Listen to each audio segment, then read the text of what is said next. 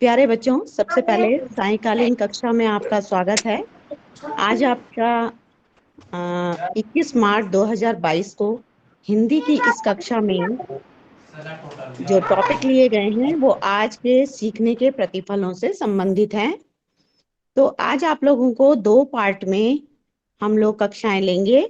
एक में गद्यांश और गद्यांश की समझ, और दूसरे में कठिन शब्दार्थ, समानार्थी शब्द, पर्यायवाची शब्द, विलोम शब्द, संज्ञा, सर्वनाम, विशेषण, क्रिया आदि के बारे में थोड़ा बहुत बताया जाएगा। तो बच्चों, पहले भी मैं आप लोगों की कक्षा ले चुकी हूँ। आज एक बार पुनः आपके साथ आपके बीच में हूँ।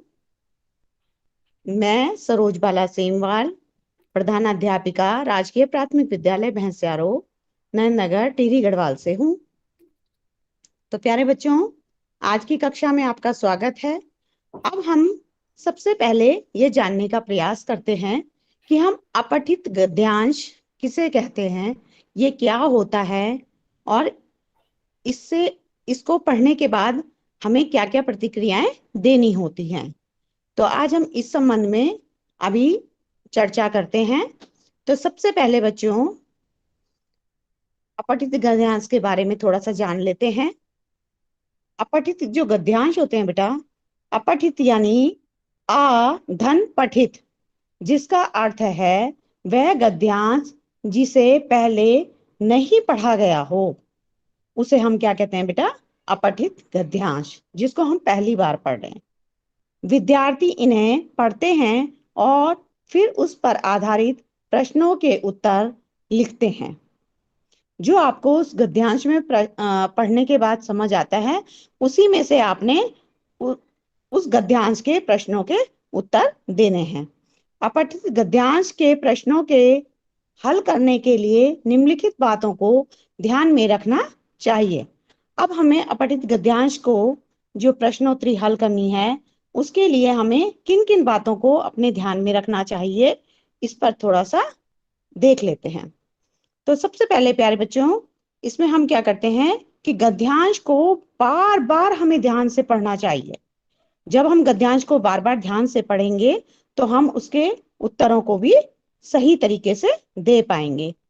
उसमें आए जो हमारे कठिन शब्द हैं, वाक्यांश हैं, उनका अर्थ समझने का हमें प्रयास करना चाहिए। जब हम उसे बार बार पढ़ेंगे तभी हम उसका वाक्यांशों और शब्दों का अर्थ समझ पाएंगे। सभी प्रश्नों को पढ़कर समझें, फिर उत्तर लिखें, और उत्तर लिखने से पहले हमें प्रश्नों को ध्यानपूर्वक पढ़ लेना चाहिए। बहुविकल्पीय प्रश्नों को ध्यानपूर्वक पढ़ना है, क्योंकि उनके सभी के उत्तर मिलते जुलते होते हैं। ये प्रक्रिया इसलिए कही गई है क्योंकि आपने देखा होगा कि जब हम अपठित गद्यांश पढ़ते हैं तो वो जो है, जो उनके प्रश्न होते हैं, उनके उत्तर जो है काफी हद तक मिलते जुलते होते हैं, और उसमें हमें कंफ्यूजन होता है और हम कई बार गलत उत्तर छांट लेते हैं। इसलिए इन प्रश्नों के उत्तर करते समय हमें बहुत ध्यान से प्रश्नों को, गद्यांश को पढ़ना चाहिए, समझना चाहिए, और उसके बाद उसके उत्तरों को देना चाहिए। यदि उत्तर छांटने के लिए गद्यांश को समझना अति आवश्यक हो जाता है, इसीलिए। और दूसरी बात कि यदि शीर्षक बताने के लिए पूछा जाए तो उपयुक्त शीर्षक भी देना चाहिए, क्योंकि हम सबके माइंड अलग अलग होते हैं, सबकी समझ अलग अलग होती है। तो हम जब किसी चीज को पढ़ते हैं या समझते हैं तो हमारे सबके तर्क अलग अलग निकलते हैं। तो अगर आपसे शीर्षक पूछा जाए कि इस गद्यांश को पढ़ने के बाद आप इसका क्या शीर्षक देना चाहेंगे, तो आप सभी के बहुत सारे बड़े प्यारे प्यारे नए नए शीर्षक निकलकर आ जाएंगे। तो अब हम देखते हैं एक छोटा सा गद्यांश।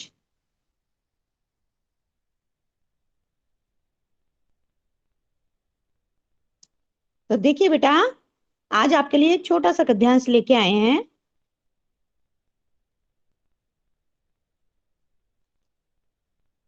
निम्नलिखित अपठित गद्यांश को ध्यानपूर्वक पढ़ें और फिर पूछे गए प्रश्नों के आपने उत्तर देने हैं। ये गद्यांश हमारा जो है बेटा, ये हमारे पर्यावरण से संबंधित है। तो देखो, वन सभी बच्चों ने देखे हैं ना। तो वन किसको बोलते हैं हम? जंगल को। तो जंगल के बारे में या वन के बारे में आपको बताया गया है। इसमें क्या होता है? तो देखिए, वन हमारे लिए अनेक रूप से उपयोगी हैं। वे हमें घर बनाने और फर्नीचर बनाने के लिए लकड़ी देते हैं। अब आप जानते हैं ना कि वन हमारे लिए कितने उपयोगी हैं। और ये हमें, जो हमारे घर में देखो, आपने देखा होगा, खिड़की, दरवाजे और बेड, जो भी सामान है, लकड़ी की अलमारियां या बैठने के लिए कुर्सियां, सोफे, मेज, जो भी है, हमें कहाँ से मिल रहा है? वही लकड़ी से। और जो ये सामान है, इसे हम क्या कहते हैं बेटा? फर्नीचर। क्या कहते हैं इसे? फर्नीचर। तो ये सब हमें कहाँ से मिलता है? वनों से। जो हमें लकड़ी मिलती है, उसी से हमें ये चीजें मिलती हैं। वन हमें ईंधन के लिए और कागज बनाने के लिए भी लकड़ी देते हैं।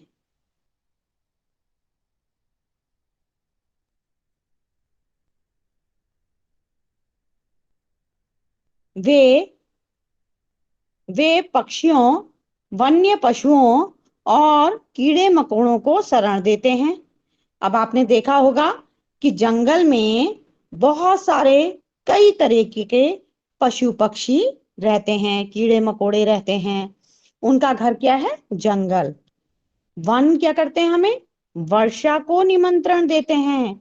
आपने सुना होगा कि जहां पर सबसे अधिक वन होते हैं, उस क्षेत्र में सबसे अधिक वर्षा होती है। वन जो है हमारे पर्यावरण को भी शुद्ध बनाते हैं, और उसका हमें क्या करना चाहिए? संरक्षण करना चाहिए। तो पर्यावरण के संरक्षण के लिए वनों का अस्तित्व बहुत ही महत्वपूर्ण है। तो संरक्षण मतलब बचाओ। तो पर्यावरण को बचाने के लिए हमें वनों को सुरक्षित रखना होगा। महत्वपूर्ण का मतलब आप सभी जानते हैं, जरूरी। इस तथ्य को पूर्णतः, यह तथ्य जो है हमारा, यह पूर्णतः सिद्ध हो चुका है कि हमें पर्यावरण की देखभाल करनी है। मनुष्य के निरंतर बने रहने के लिए पर्यावरण और उसके संसाधनों का समझदारी से उपयोग करना आवश्यक है। तो आप लोगों ने इस गद्यांश को पढ़ के देखा कि इसमें हमें वनों के बारे में कितनी सारी बातें बताई गई हैं। तो बेटा, अब हम इस गद्यांश से संबंधित कुछ प्रश्नों को देखते हैं। जिन बच्चों को प्रश्नों के सही उत्तर पता हैं, वो चैट बॉक्स में लिखकर अपने उत्तर दे सकते हैं।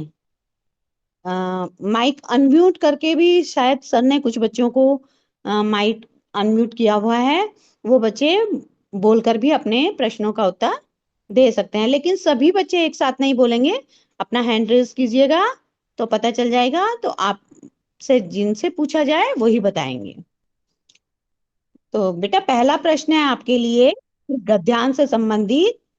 आपने अभी गद्यांश में पढ़ा है कि पर्यावरण की रक्षा के लिए का अस्तित्व आवश्यक है। पर्यावरण की रक्षा के लिए, देखिए, पर्यावरण की रक्षा के लिए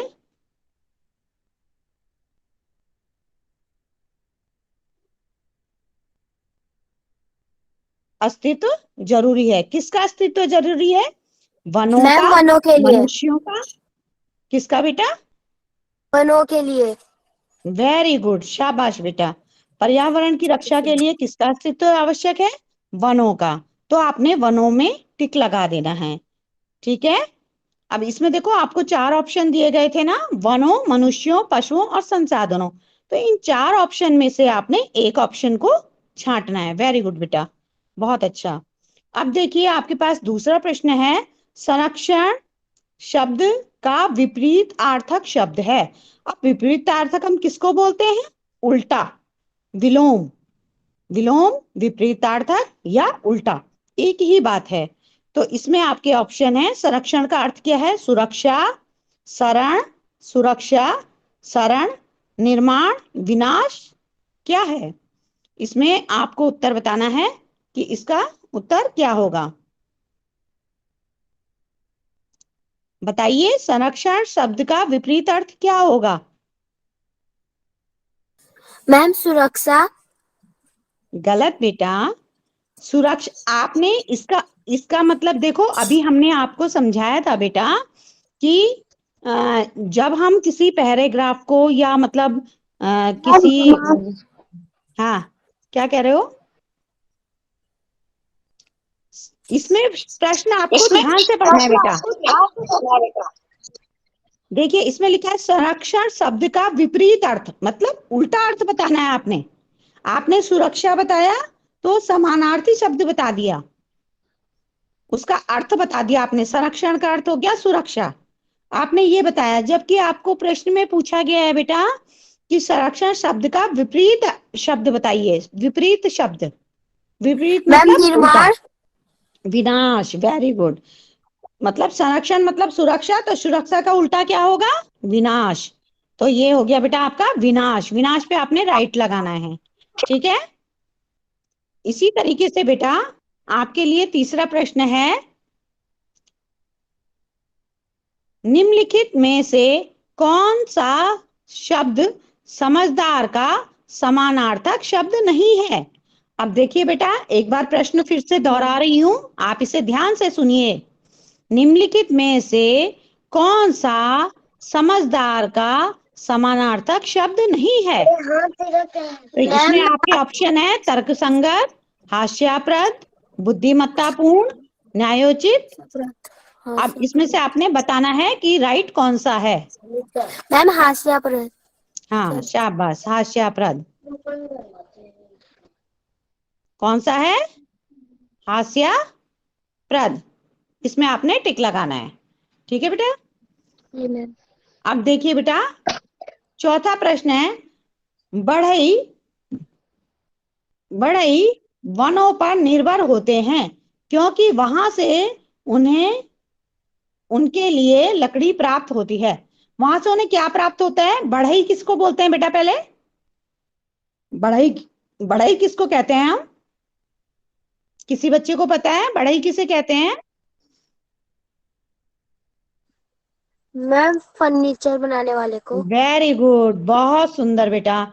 जो फर्नीचर बनाते हैं उन्हें हम क्या कहते हैं? बढ़ई।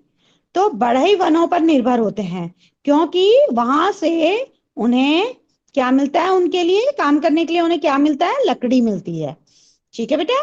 तो जब लकड़ी मिलती है उन्हें, तो आपने ये बताना है कि उन्हें क्या मिलती है? फर्नीचर बनाने के लिए मिलती है। किस चीज के लिए मिलती है उन्हें लकड़ी? फर्नीचर बनाने के लिए। तो आपने फर्नीचर बनाने के लिए में टिक लगाना है। देखो, बड़ा वैसे तो लकड़ी का काम क्या है? ईंधन भी बनाती, ईंधन के काम भी आती है, कागज बनाने के काम भी आती है, फर्नीचर बनाने के काम भी आती है, और पशुओं का निवास मतलब पशुओं का घर बनाने के लिए भी हम लकड़ी का इस्तेमाल कर सकते हैं। लेकिन यहाँ पे उन्होंने आपसे पूछा है कि बढ़ई क्या करता है, वनों की लकड़ी पर बढ़ई क्यों निर्भर होता है, आपसे ये प्रश्न पूछा गया है। तो इसमें आपका उत्तर क्या है? फर्नीचर बनाने के लिए, क्योंकि आपने अभी बताया कि बढ़ई फर्नीचर बनाने वाले को कहते हैं, है ना। समझ आया सभी बच्चों को? जी मैम। ओके बेटा। तो अब देखिए, आपका अगला प्रश्न है बेटा कि वन्य पशु आवासहीन हो जाएंगे, वन्य पशु आवासहीन हो जाएंगे यदि कागज की मिलें नष्ट हो गई। नंबर 2 ऑप्शन है मकान बनाए गए, नंबर 3 है वन उजाड़ दिए गए, और नंबर 4 है पर्यावरण का संरक्षण किया गया। अब आपने इन 4 ऑप्शन में से ये बताना है बेटा कि वन्य पशु कब आवासहीन होंगे। मैम वन उजाड़ दिए गए। हाँ, जब वन समाप्त हो जाएंगे तो वन्य पशु कैसे हो जाएंगे? आवासहीन। क्योंकि अभी हमने बात की थी ना थोड़ी देर पहले कि वन्य पशु कहाँ रहते हैं? जंगलों में रहते हैं, है ना।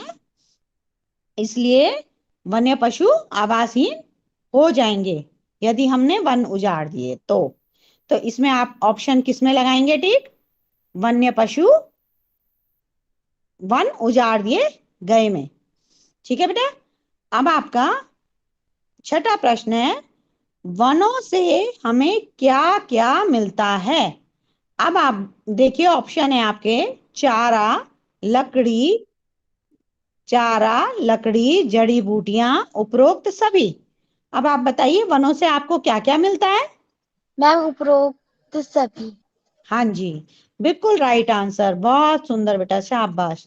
अब देखिए, वनों से हमें चारा भी मिलता है, आप लोग ले जाते हैं ना गाय भैंस के लिए चारा। यस फिर मैम। उसके बाद लकड़ी भी मिलती है, जो बड़े यूज कर रहा है। जड़ी बूटियां भी मिलती है ना? तो इसमें कौन सा ऑप्शन आएगा हमारा? डी वाला, उपरोक्त सभी वाला। ठीक है,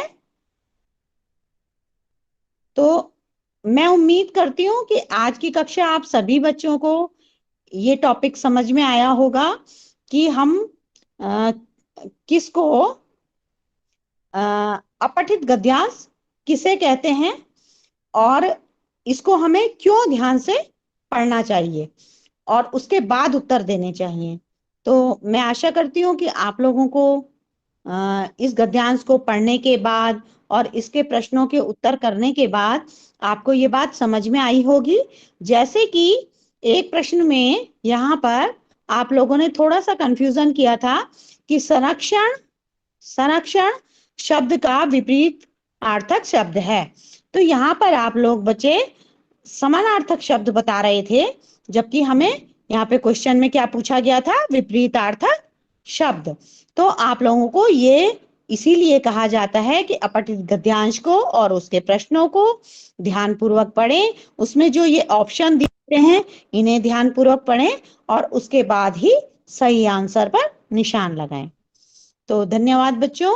आपकी अगली कक्षा आगे का जो है वो मैडम लेंगी, अर्चना मैम। तो धन्यवाद बेटा।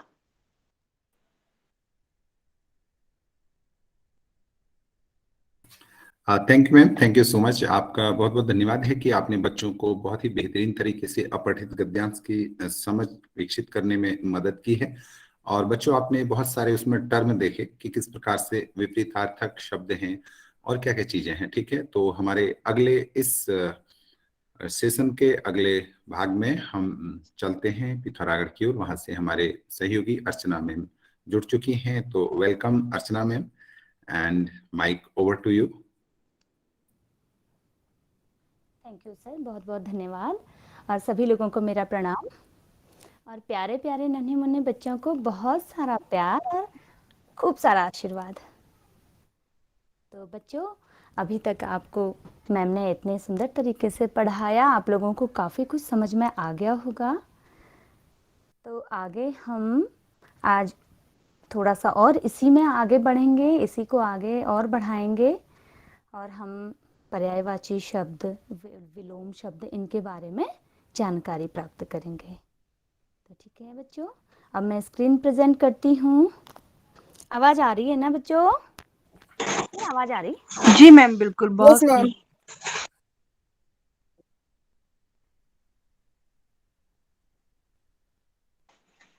ठीक है बच्चों, जब तक मैम अपनी स्क्रीन प्रेजेंट करते हैं, तो अभी आपने देखा था कि अपठित गद्यांश से हम किस प्रकार से अपने प्रश्नोत्तरों को ढूंढते हैं। जो भी प्रश्न होते हैं बहुविकल्पीय, वो सभी हमारे गद्यांश में ही छुपे हुए होते हैं, लेकिन हमें उन्हें समझने की जरूरत होती है। जैसे कि अगर कोई कठिन शब्द है, तो वो कठिन शब्द का समानार्थी शब्द क्या होगा, है ना? बहुविकल्पीय में फिर वही पूछा जाता है। या फिर कोई विलोम शब्द है किसी शब्द का, वो पूछा जाता है। और अगर आपके प्रायवाची शब्द हो गए, वो पूछे जाते हैं। लेकिन पूछा जाता है आपके गद्यांश से ही पूछा जाता है। तो आपको सबसे पहले मैम ने बताया था कि गद्यांश पढ़ते समय हमें किन किन बातों का ध्यान रखना चाहिए। अगर समझ में नहीं आता है तो दोबारा पढ़ो, पहले एक बार बहुत ध्यान से हमें अपने गद्यांश को पढ़ लेना चाहिए।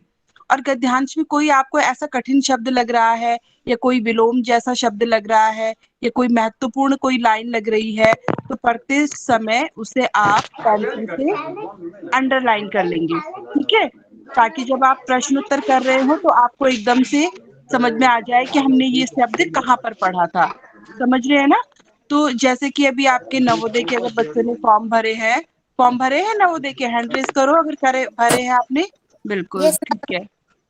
तो आप लोगों का जो है ना अपठित गद्यांश, 5 अपठित गद्यांश आएंगे आपके पेपर में, है ना? 5 अपठित गद्यांश आएंगे, यानी कि 5 पंजे 25 नंबर के आपके। ठीक है बेटा, तो आपने बहुत ध्यान से पढ़ना है और इन अपठित गद्यांशों की बहुत अच्छे से तैयारी करनी है। तो अभी जो दूसरा सेशन है उसमें मैम वही आपको विलोम शब्द और समानार्थी शब्द और पर्यायवाची शब्दों के बारे में बताएंगी, क्योंकि अपठित गद्यांश के बीच बीच में ये शब्द भी आपसे पूछे जाते हैं। ठीक है बेटा, तो ध्यान से समझिएगा। अर्चना मैम, आपका स्वागत है। Thank you ma'am. Mike over to you ma'am. Thank you ma'am. तो बच्चों, मैम स्क्रीन प्रेजेंट हो गई होगी? जी मैम, बिल्कुल। जी मैम, दिख रही है। अर्चना चंद, राजकीय पूर्व माध्यमिक विद्यालय चनौली, कनाली छीना ब्लॉक में, पिथौरागढ़ जिले से हूँ। तो देखिए बच्चों, आज टॉपिक है विलोम शब्द। तो अभी आपको मैम ने इतने अच्छे तरीके से बता दिया कि विलोम शब्द भी आते हैं अपठित में, और समानार्थी शब्द भी आते हैं जिसको हम पर्यायवाची शब्द भी कहते हैं। तो हम जी, पहले स्क्रीन रोटेट कर लीजिएगा। जी सर। तो जब तक मैम स्क्रीन रोटेट करती हैं, तो आपको सबसे पहले जो स्लाइड में दिखाया था मैम ने, विलोम शब्द बताए थे बेटा, है ना। विलोम का अर्थ भी क्या होता है? उल्टा होता है ना। जी मैम, आप कैरी कीजिएगा। धन्यवाद मैम। तो बच्चों, विलोम शब्द, अब विलोम का अर्थ होता है उल्टा। हम बिल्कुल सरल भाषा में अगर कहें तो हम कहेंगे उल्टा शब्द, तो हम समझ जाएंगे वो विलोम शब्द है। लेकिन इसकी एक परिभाषा है, जब कोई एक शब्द किसी दूसरे शब्द का उल्टा या विपरीत अर्थ व्यक्त करे तो उसे विलोम शब्द कहा जाता है। साधारण शब्दों में कहें तो जिन शब्दों से किसी दूसरे शब्द का उल्टा शब्द बने उन्हें हम कहते हैं विलोम शब्द या विपरीतार्थक शब्द। विपरीतार्थक, जिसका विपरीत अर्थ हो तो उसे हम विपरीतार्थक का होता है।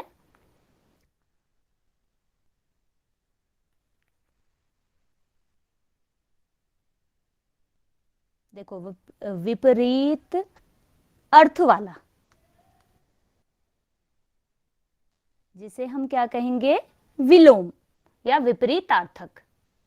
तो आया बच्चों, अब आगे बढ़ते हैं। कुछ विलोम शब्द हैं यहाँ पर जिनके उदाहरण देखिए, शब्द दिए हैं यहाँ, एक स्लाइड बनी है, उसमें उसके सामने उसके विलोम शब्द, या जिसे हम कह सकते हैं उल्टा या विपरीत अर्थ वाला। तो पहला है उपस्थित,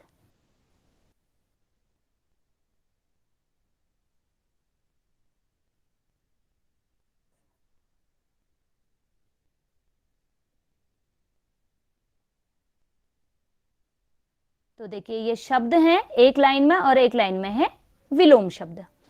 यहाँ पर जो सही शब्द होगा, शब्द के नीचे ठीक सही शब्द दिए गए हैं और पूरा ये नीचे तक, और उसी के सामने ये दिए हैं विपरीत अर्थ वाले उसके उल्टे या विलोम शब्द जिनको हम कहेंगे। अब देखिए, पहला है उपस्थित। पहला क्या है? उपस्थित। अब उपस्थित का विलोम अनुपस्थित। अगला है उपयोगी। उपयोगी का विलोम शब्द या उल्टा शब्द क्या हो जाएगा? अनुपयोगी। अगला है उधर्वमुख, या जिसको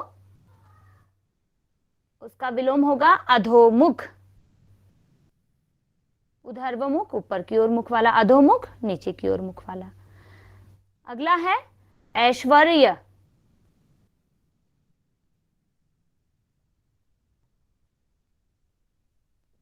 ऐश्वर्य, तो ऐश्वर्य का उल्टा हो गया है अनैश्वर्य।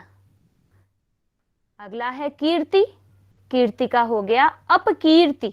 ये सारे इसके विलोम शब्द हैं। कृतज्ञ हो गया, अगला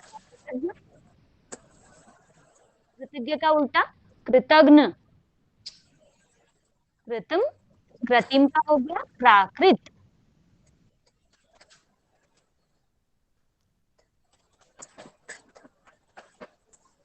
जैसे है कनिष्ठ, बच्चों आप लोग इसको जोस्ट। नोट डाउन भी करेंगे। कनिष्ठ का विलोम शब्द हो गया ज्येष्ठ, जोस्ट। माने होता है छोटा और ज्येष्ठ माने होता है बड़ा। कर्मण्य, कर्मण्य माने होता है कर्म करने वाला, और उसका हो जाएगा विलोम शब्द अकर्मण्य, जो कोई भी कार्य ना करे। कायर, कायर माने डरने वाला, और उसका हो गया निडर विलोम शब्द। निडर माने ना डरने वाला, जिसके अंदर डर ना हो। अगला है गहरा, गहरा का विलोम शब्द हो गया छिछला। तो बच्चों ऐसे ही आगे देखिए, फिर मैं इनके विषय में और अच्छी तरह से आपको समझाऊंगी। आगे है स्वस्थ, स्वस्थ का विलोम शब्द हो गया अस्वस्थ। स्वतंत्र, स्वतंत्र का हो गया, स्वतंत्र माने बच्चों होता है आजाद, और उसका विलोम शब्द हो गया परतंत्र। गुलाम, जिसको हम दूसरे शब्दों में कहते हैं। अगला है अनुकूल, अनुकूल का हो गया प्रतिकूल। गुण, गुण का अवगुण। अगला है लाभदायक, लाभदायक का हो गया है हानिकारक। लाभदायक माने जो हमें लाभ पहुंचाता हो, हानिकारक जो हमें हानि पहुंचाता है। प्रकाश, प्रकाश का विलोम शब्द या उल्टा हो गया अंधकार। निकट, निकट माने होता है पास, उसका विलोम शब्द हो गया दूर। हम ये पढ़ रहे हैं शब्द और उसके विलोम शब्द। अगला है साधारण, साधारण उसका हो गया असाधारण। आदर, आदर का विलोम अनादर। आगे बढ़ते हैं। आस्तिक, आस्तिक का हो गया, आस्तिक माने भगवान में विश्वास करने वाला, उसका हो गया नास्तिक। जो ईश्वर में आस्था ना रखे उसको हम कहते हैं नास्तिक। जन्म, जन्म का विलोम शब्द हो गया बच्चों मृत्यु। पवित्र, पवित्र का विलोम हो गया अपवित्र। ऐसे ही आप लोगों के लिए और हैं शब्द एक लाइन में और एक दूसरी पंक्ति में है विलोम शब्द। पाप,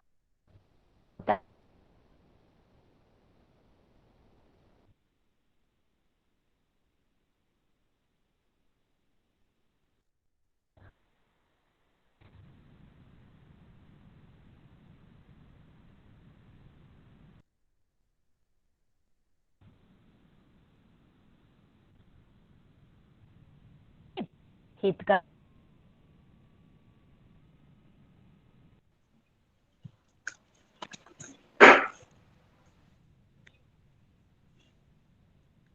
विलोम शब्द है बच्चों आवाज आ रही है या मुझे ही नहीं आ रही? मैम आवाज नहीं आ रही। हाँ हाँ हाँ मैम, थोड़ा आवाज का इश्यू हो रहा है, मुझे भी नहीं आ रही है। अर्चना मैम? जी मैम। हाँ अब आ रही है मैम, अभी आवाज ना बीच में चली गई थी। अच्छा अच्छा, नेटवर्क का इशू हो सकता है मैम आज हाँ थोड़ा। हाँ हाँ बिल्कुल बिल्कुल मैम। तो अभी मैम आपको पर्यायवाची शब्द बता रही थी, है ना बेटा?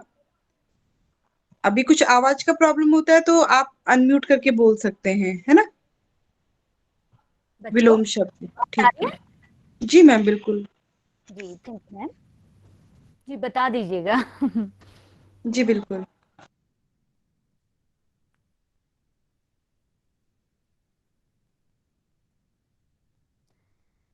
तो बच्चों देखिए, अगला हम पढ़ रहे थे विजय। तो विजय का विलोम शब्द हो गया पराजय। विजय माने जीत भी होता है, और पराजय उसका विलोम हो गया हार। अगला है अमृत, अमृत का विलोम शब्द है विष। अपना, अपना का विलोम शब्द हो गया पराया। उन्नति, उन्नति का विलोम शब्द हो गया अवनति। अगला शब्द है वरदान। वरदान का विलोम शब्द हो गया है अभिशाप। अगला शब्द है निर्बल। निर्बल का विलोम शब्द हो गया सबल। अगला अंतिम शब्द है इसमें पठित। पठित का विलोम शब्द हो गया पठित। तो आया बच्चों, ये हमारे विलोम शब्द थे। अब देखिए इसमें कुछ शब्द मैं आपको बताती हूं, उनको आप ध्यान से देखिएगा भी। जैसे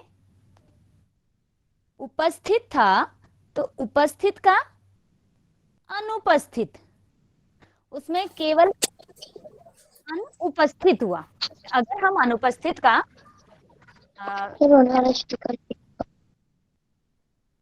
आवाज आ रही बच्चों? Yes ma'am. अच्छा, अनुपस्थित, इसको अगर हम अनुपस्थित को संधि विच्छेद करेंगे तो अनुपस्थित। यहां पर अनु क्या हो गया बताइए? उपसर्ग है ना, उपसर्ग लग गया अनु, और उपस्थित के साथ अनु लग गया तो वो क्या हो गया? उपसर्ग है। जैसे उपयोगी है तो अनुपयोगी हुआ ना, उपसर्ग लगा है। ऐसे ही ऐश्वर्य है, ऐश्वर्य में क्या लगा? अनैश्वर्य, अ लग गया ना ऐश्वर्य के साथ, अन ऐश्वर्य। कीर्ति का अपकीर्ति, अब उपसर्ग लग गया। ऐसे ही स्वस्थ है, स्वस्थ का क्या हो गया? अस्वस्थ, अ लग गया। अनुकूल का प्रति, गुण के साथ अवगुण, अव लग गया, अव भी उपसर्ग है। ऐसे ही बच्चों इसमें उपसर्ग लगे हैं। तो यहां पर हम थोड़ा सा एक चीज समझ लेते हैं और आप लोग इसे नोट डाउन भी कर लीजिएगा कि विलोम शब्द में एक विशेष बातें ये होती हैं। जब हम विलोम शब्द पढ़ेंगे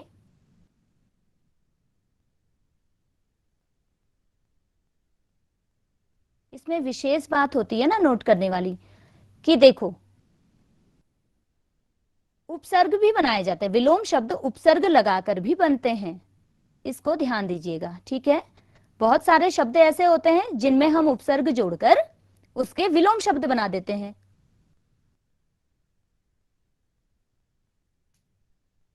अब आपके लिए एक ये स्लाइड भी दी जाएगी और आपका एक ये गृह कार्य हो गया कि इसमें से आप उपसर्ग जोड़कर जो शब्द बने हैं उन्हें देखकर, उन्हें ढूंढकर उनकी एक सूची बनाएंगे। ठीक हो गया बच्चों? और ऐसे ही एक विलोम शब्द का एक और विशेष विलोम शब्द की ये बात होती है कि तत्सम शब्द होंगे अगर, तो तत्सम शब्द के साथ उसका विलोम शब्द तत्सम में ही होगा। ये याद रखिएगा। तत्सम और तद्भव शब्द आपने सुने हैं, तो तत्सम शब्द का विलोम शब्द तत्सम में ही होगा और तद्भव का विलोम तद्भव शब्द ही होगा। उसमें अन्य नहीं होगा। ठीक हो गया? ये चीजें आप विलोम शब्द बनाते समय ध्यान में जरूर रखेंगे कि तत्सम के साथ तत्सम शब्द का ही विलोम बनेगा और तद्भव शब्द के साथ तद्भव शब्द का ही विलोम बनेगा। अगला आता है, यहां पर देखिए विलोम शब्द के कुछ उदाहरण हैं। निम्नलिखित वाक्यों में रंगीन छपे हुए शब्दों के उचित विलोम शब्द चुनिए।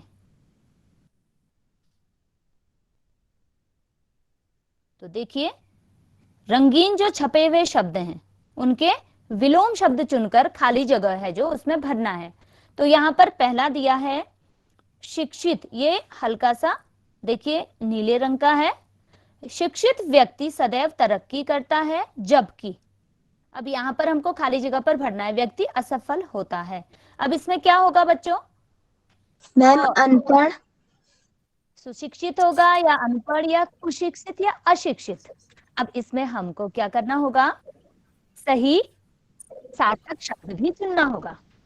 ठीक, शिक्षित के साथ क्या आएगा बताइए? मैम सुशिक्षित। सुशिक्षित तो शिक्षित का समानार्थी शब्द हो गया। मैम नहीं, अशिक्षित। अशिक्षित क्या होगा इसमें? अशिक्षित। शिक्षित का विलोम शब्द हो गया शिक्षित। इसमें क्या आ गया? क्या आया? उपसर्ग जुड़ा। तो हम यहाँ पर अशिक्षित भरेंगे। ठीक है, अब ध्यान दीजिएगा आगे। अगला है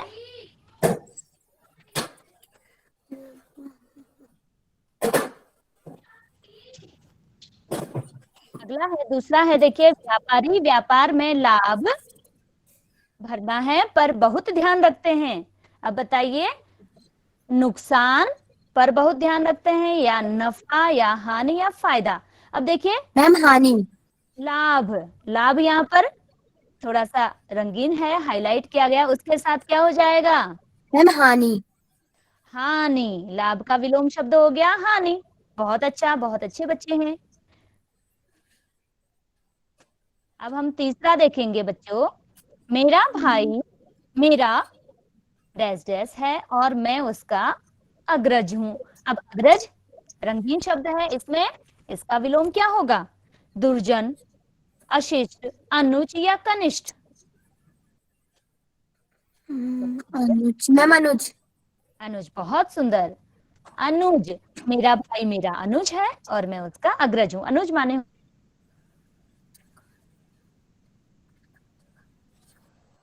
बच्चों, गंगा का जल निर्मल होता है जबकि नाले का जल होता है। अब बताओ, कोमल या अपवित्र, गंदा? इनमें से कौन सा? गंदा। मैं बड़ी मुश्किल। निर्मल का विलोम देखिएगा आप। निर्मल का विलोम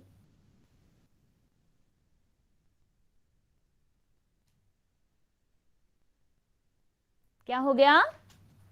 मलिन। मलिन माने भी मैला होता है। ठीक है, निर्मल का हो जाएगा मलिन। अच्छा का गंदा होता है, पवित्र का अपवित्र होता है, कठोर का कोमल होता है। तो निर्मल का क्या हो गया? विलोम शब्द। मलिन। तो ये ध्यान दीजिएगा, इस प्रकार से भी आते हैं। अब पांचवा है बच्चों, कक्षा में बच्चों ने शोर मचाकर आकाश एक कर दिया। धरती, पाताल, स्वर्ग, भूमि। आकाश का विलोम मैम शब्द। पाताल। बहुत सुंदर, पाताल। आकाश पाताल एक कर दिया। तो आप लोग तो बहुत ही अच्छे बच्चे हैं। तो ऐसे कुछ इस प्रकार से भी प्रश्न आते हैं जो प्रतियोगी परीक्षाओं में, तो आपने इन्हें ध्यान देना है। तो ये तो था बच्चों हमारे विलोम शब्द। ठीक है, ऐसे ही अब है पर्यायवाची शब्द। हम बढ़ते हैं। पर्यायवाची शब्द हमारा जो दूसरा है, पर्यायवाची शब्द। पर्यायवाची शब्द अब क्या है बताओ? पर्यायवाची शब्द उन्हें कहते हैं जब भिन्न भिन्न शब्दों का अर्थ समान हो। अलग अलग शब्द हो, भिन्न भिन्न माने अलग अलग, अलग अलग शब्द हो लेकिन अर्थ क्या हो उसका? समान हो, एक जैसा हो। अर्थात एक ही शब्द के स्थान पर समान अर्थ वाले अलग अलग शब्द प्रयोग किए जा सकें। इसी कारण से इन्हें समानार्थी शब्दों के नाम से भी जाना जाता है। तो आया, पर्यायवाची शब्द किसे कहते हैं? जिनके अलग अलग शब्द हो लेकिन अर्थ एक ही जैसा हो, तो वो पर्यायवाची शब्द कहते हैं। इनको क्या कहते हैं हम? समानार्थी शब्द भी कहते हैं। पर्यायवाची को समानार्थी भी कहते हैं। तो आपको कभी पूछा जाए कि कोई शब्द दिए हो और उनका समानार्थी शब्द बताओ, तो आप पर्यायवाची के जैसे ही इस समानार्थी शब्द से भी वही शब्द बनाएंगे।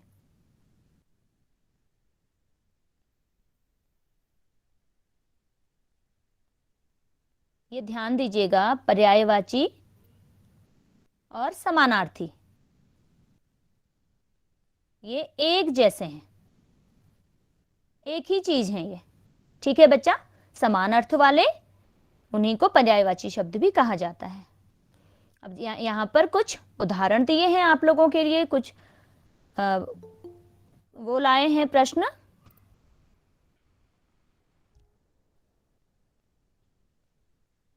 तो पहला है, आकाश का पर्यायवाची शब्द क्या है? अब देखिए बच्चों, आकाश का पर्यायवाची शब्द क्या है?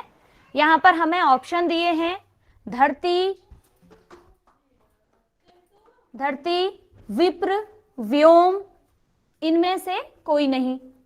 अब आकाश शब्द का आपको पर्यायवाची शब्द बताना है, तो कोई बच्चा बताएगा? आकाश का पर्यायवाची मतलब आकाश को हम दूसरे किस नाम से जानते हैं? मेरी आवाज आ रही बच्चों? मैम आ रही है आपकी आवाज। अच्छा, बच्चे शायद म्यूट हो गए होंगे। तो बच्चों, आकाश का पर्यायवाची शब्द होता है व्योम। व्योम को आकाश भी कहते हैं।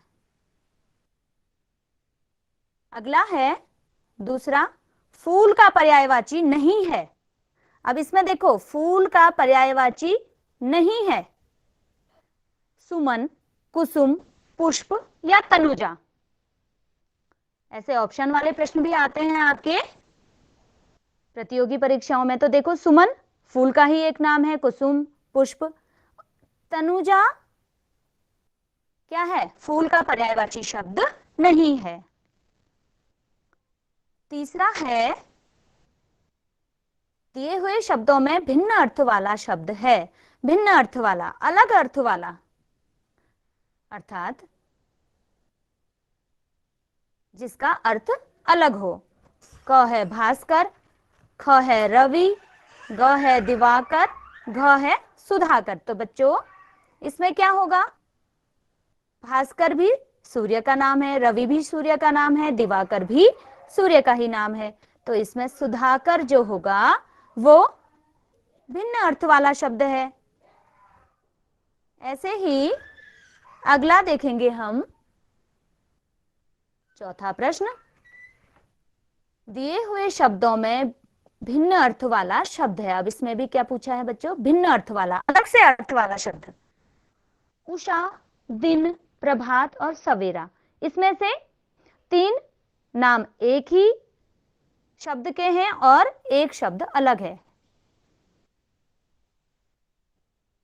उषा, प्रभात और सवेरा, एक है दिन, भिन्न हो गया, है ना बच्चों? अगला है पांचवा, आडंबर। आडंबर का समानार्थी शब्द है। अब समानार्थी शब्द कहा तो हम समानार्थी को क्या कहेंगे? हम समानार्थी को पर्यायवाची कहते हैं। तो आडंबर का पर्यायवाची शब्द बताओ या समानार्थी शब्द बताओ। ढोंग या तंबू, ग है दर्प, घ है आवाज। तो बताइए, आडंबर का, आडंबर माने होता है ढोंग, इसका समानार्थी शब्द हो गया ढोंग।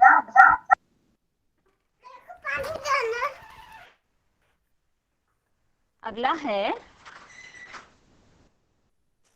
सॉरी बच्चों, अगला है, आज ये चंद्रशेखर और मंजू और नीरज पवार, आप तीनों अनम्यूट हैं। आप अपने आप को अनम्यूट करके मैम जब पूछती हैं तो आप बता सकते हैं। चंद्रशेखर आजाद, चंपावत मंजू पांडे और नीरज पवार पहले से उनको पता है जी। जब आप रिस्पॉन्स करेंगे तो अनम्यूट कर लीजिए और फिर माइक म्यूट कर लीजिए। और आप सभी बच्चे कॉपी में जो चीजें बताई जा रही हैं उसको नोट भी कर लीजिए, पिन पॉइंटेड, कि आपको जैसे बताया गया कि विपरीतार्थक शब्द क्या होते हैं, है ना, समानार्थी क्या होता है, पर्यायवाची क्या होता है। तो इस प्रकार से बताया जा रहा है, आप उसे नोट करें। सारे बच्चे नोट भी करेंगे, ठीक है बेटा? गुड, धन्यवाद सर। तो बच्चों, अगला हमारा छठा प्रश्न इसमें है, सूर्य का पर्यायवाची शब्द नहीं है। अब देखो, नहीं है, सूर्य का पर्यायवाची शब्द नहीं है, तो इसको ध्यान देना है। मैम महेंद्र।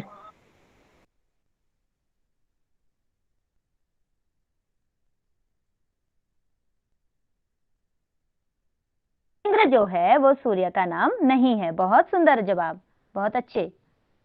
अब देखिए अगला है बच्चों 7वां प्रश्न। आकाश का पर्यायवाची शब्द नहीं है। यहाँ पर भी आकाश का पर्यायवाची शब्द नहीं है।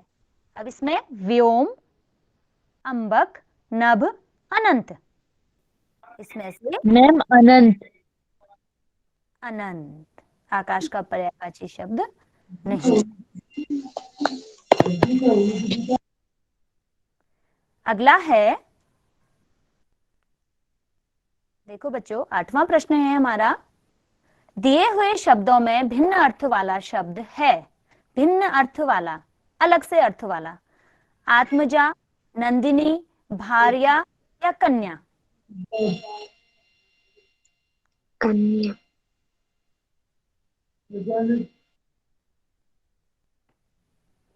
भिन्न अर्थ, अलग से अर्थ वाला शब्द है, बताइए। मैम नंदिनी। नंदिनी, बहुत सुंदर, बहुत सुंदर, बहुत अच्छा जवाब बच्चों।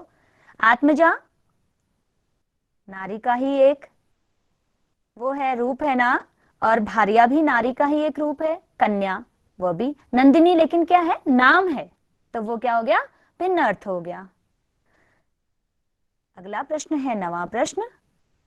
अंधकार का पर्यायवाची शब्द है। अंधकार का पर्यायवाची शब्द है, बताओ। क है पंख। मैम तिमिर। बहुत सुंदर, बहुत सुंदर, ये बच्चे बहुत अच्छा जवाब दे रहे हैं। तो क्या हो गया, अंधकार का पर्यायवाची शब्द तिमिर। तिमिर माने भी अंधकार होता है। बहुत बढ़िया आंसर। अगला है बच्चों 10वां प्रश्न है। पर्यायवाची शब्द का अर्थ है। अब देखिए पर्यायवाची शब्द का अर्थ, समानाभास वाला, समानार्थी, विलोमवाची मैम या समानार्थी। समानार्थी। बहुत अच्छा। आपका क्या नाम है बच्चा? मैम मेरा नाम राधा पांडे है। बहुत बढ़िया, बहुत अच्छे आंसर आप दे रहे हैं। तो पर्यायवाची शब्द का अर्थ है समानार्थी, है ना। समान अर्थ वाले शब्दों को पर्यायवाची शब्द कहा जाता है, अभी हमने बताया था। तो बच्चों आपको अच्छे से समझ में आ गया होगा कि पर्यायवाची शब्द किसे कहते हैं और किस प्रकार के प्रश्न आपके उसमें आएंगे। आपके जो प्रतियोगी परीक्षाएं होंगी, आप कैसे उनको आराम से हल कर सकते हैं। तो आप, और ये गृह कार्य सभी ने नोट कर लिया होगा बच्चों ने। जहां तक मुझे उम्मीद है, मैंने इसमें एक गृह कार्य दिया था कि उपसर्ग लगाकर जो भी विलोम शब्द हैं, इनमें जो उपसर्ग लगे हुए शब्द और उनके विलोम शब्द हैं, आप उन्हें छांटकर एक सूची बनाएंगे। यह आपका गृह कार्य है, तो आप लोग उसे नोट कर लीजिए और अपने ग्रुप में जरूर भेजिएगा। गृह कार्य है उपसर्ग लगाकर, जो भी उपसर्ग लगाकर बनाए गए विलोम शब्द हैं, उनके शब्द भी लिखेंगे और उनके विलोम शब्द भी लिखेंगे आप।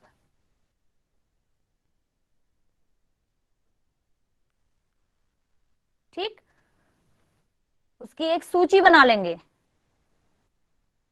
और उसे आप जरूर हमें भेजेंगे। तो धन्यवाद बच्चों आप लोगों का। यहाँ पर हमने thank you ma'am, thank you so much. तो कल हम मिलते हैं गणित की कक्षा के साथ, तो आप जरूर ज्वाइन होइए।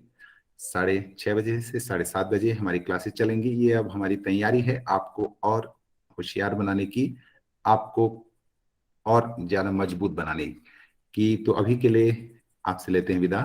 शैक्षिक नवाचारी संवाद टीम की ओर से आप सभी का बहुत बहुत धन्यवाद और आभार।